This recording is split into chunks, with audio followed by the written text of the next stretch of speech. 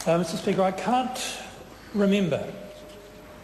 The Honourable Pete Hodgson is what you're supposed to say, Mr Speaker. I can't remember when the House last debated a referendum bill.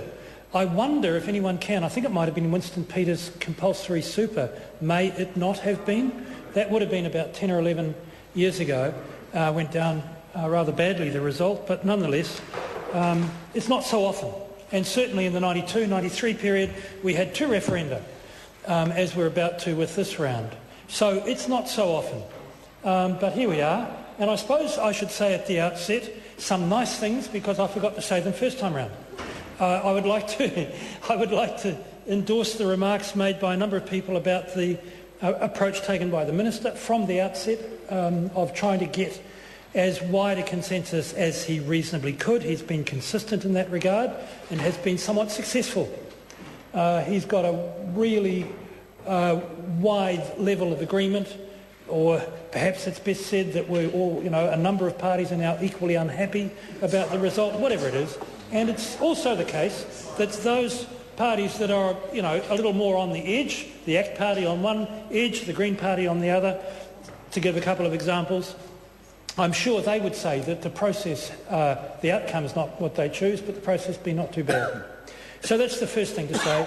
And it's probably also fair for me to acknowledge that the Select Committee has worked very well. It's been chaired very well by a very able chair in the form of Amy Adams, who I noted made some nice remarks about officials, and I'd like to do that too. So that gets the nice stuff out of the way, and it's important to say that. So I thought I'd say it first. Yeah, here we go. Now, why the hell we need a referendum in the first place, I don't know. I just really don't know where that promise came from. I don't remember it being part of the National Party manifesto. It was part of the National Party manifesto. Then a good question is, why was it part of the National Party manifesto? Because there was no groundswell amongst the public for this. There was no groundswell amongst the public for this. There was a groundswell amongst the public for something else, which was amendments to the MMP system. Could we please keep the MMP system, but tweak it a little bit? And of course the problem with that mood in society is that society, under a little bit of interrogation, can never quite agree on what the tweaks were, which is why one will need a review process. And the review process is provided for in this legislation. But it is only provided for if a whole lot of people really like MMP. If a whole lot of people really like MMP, we're going to review it. And if a whole lot of people do not, we're not going to review it.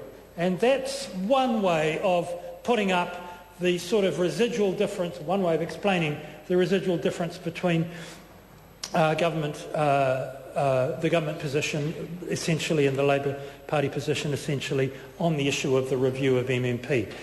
I'm not standing in the next election, so I should probably not announce Labor Party policy on the hoof.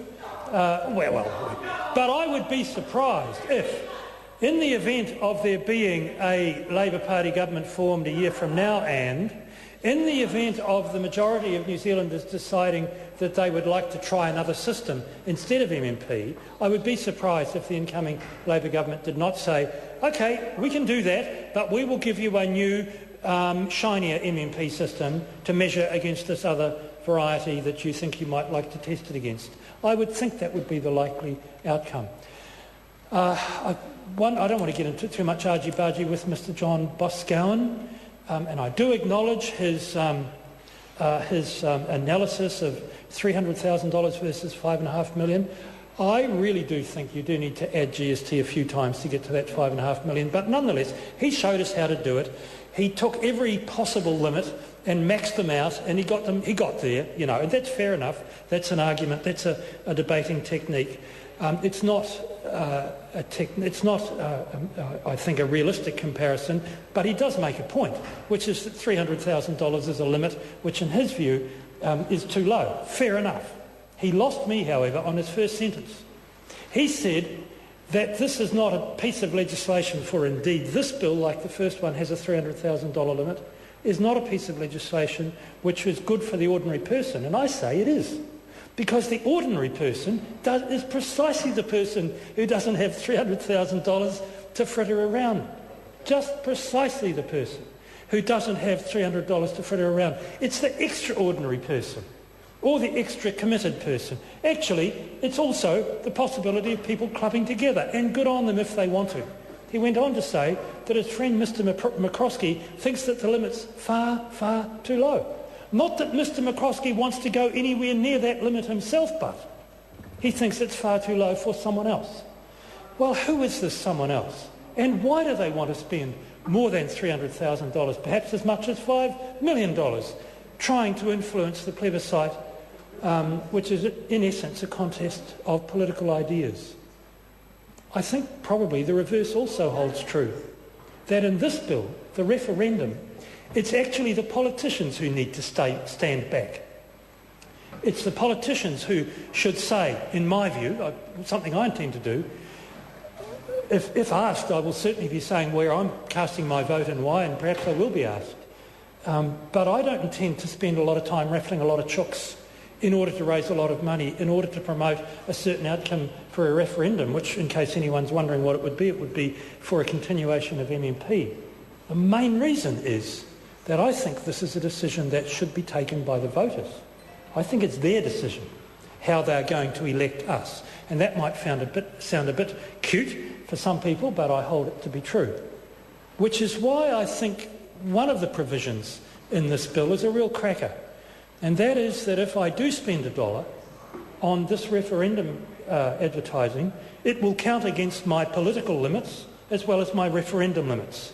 My limits across both of my limits will be activated by that dollar. Both of them will be $1 less by me expending $1. Have I got that right, Madam Chair? I beg your pardon? No, I won't. I'm not standing. The chair of the committee, of the now extinct committee, is perfectly correct. I'm not standing. So she and I are both extinct in a sense. But on the other hand, the idea that politicians can be a little bit limited by the fact that it's going to be counted against them twice, I think's kind of nice. It sort of just happened almost by accident, to be honest with you, because life became terribly technical at that point, and I certainly won't bore the House with the details around that. I do think this is unusual legislation. When the Minister introduced it, I remember he was a bit disingenuous. I remember the Minister saying, "This is the most transparent referendum legislation this House has ever seen," and he was right, because there's a requirement to register in this legislation as introduced, which had never existed before. What he was doing was trying to defend, with his sophistry, the absence of third-party limits. But we spotted that, and so did the rest of New Zealand, and the government has, I think, behaved well and even graciously or sensibly or something on that, and I think referenda from now on will have reasonable limits, and I, for one, look forward to that.